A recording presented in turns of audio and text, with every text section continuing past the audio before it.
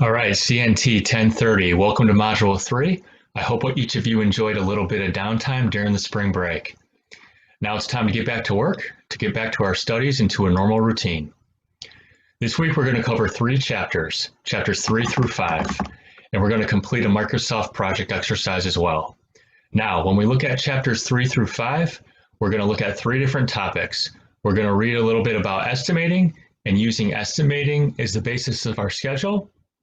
Then you're going to learn about procurement actions for those items that you estimated, but from the perspective of the project manager. And then you're going to review why these items are important, what aspects of these items project managers need to keep an eye on, and what triggers you might consider when you're managing projects. You're also going to complete an exercise in scheduling, and here's a quick overview of that exercise. I'm going to provide you a quick overview of our Microsoft project exercise for assignment M3A2. So I started with the template that's provided you in the homework assignment. Going back to our last assignment, you should see tasks that you're able to roll up this way. So what I did is I'll expand these now. I just wanted to see some of you did not roll this up correctly. You had more of a tiered or cascading effect, but it should roll up this way. So to start, all you got to do is plug in the start dates for tasks 1 and 2. Then once you use the auto scheduling feature, it will automatically schedule for you if you put in the predecessors correctly. So as you can see, first things you had to do was determine the location, design the shed, and then once you did that, your next task was to order the materials. So once you have a design and a location, you can order materials, and you can see the predecessor task to order materials is task number 3 right here. So then once you order materials, the next thing you would do is you could start construction. So start on excavating the foundation. Excavate dirt is dependent on ordering the materials.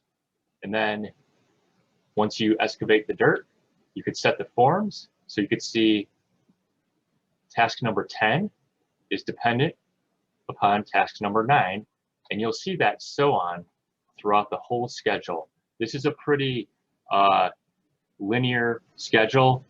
Everything is completed in series. You'll see that nothing is completed in parallel. So your entire project is basically on the critical path. But you will see that once you do your last task, paint the door, which is dependent on completion of task 35, painting the trim, your project's done. And you go all the way back up to your final inspection. Your final inspection is dependent on you completing the project, painting the door. So pay attention to these predecessor tasks and see the logic of how a schedule works. So when you're done painting the door, you can go back up and finish your project management, which is your final inspection and your final cleanup.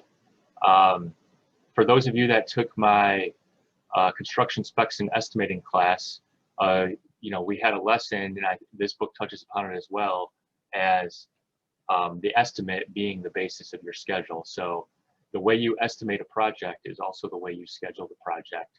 So I wanted to give you a quick overview of how this works. Yeah, you'll notice this assignment, it was created a year ago, but what you could do is this start date of March 20th, we could plan this project out. Let's start it on, I don't know, April 3rd. All right, move it to the next working day. Good catch, project. So gonna make the start date April 5th. I'm gonna highlight, here, we'll make this determine location also, April 5th, 2021. And we'll put design shed on that same date, just to make sure we have no problems. All right, so I did that. I think it already auto-scheduled for me, but when you auto-schedule, just select everything, go up here, hit auto-schedule, and bam, it's going to project out all your calendar days here, starting on April 5th, ending not on May 31st, but on June 2nd. I came up with a total duration of 43 days. In the sample you're given, I think it said 44 days. But nonetheless, that's a quick overview of your scheduling assignment. I want to see you get in there, get some practice doing it yourself.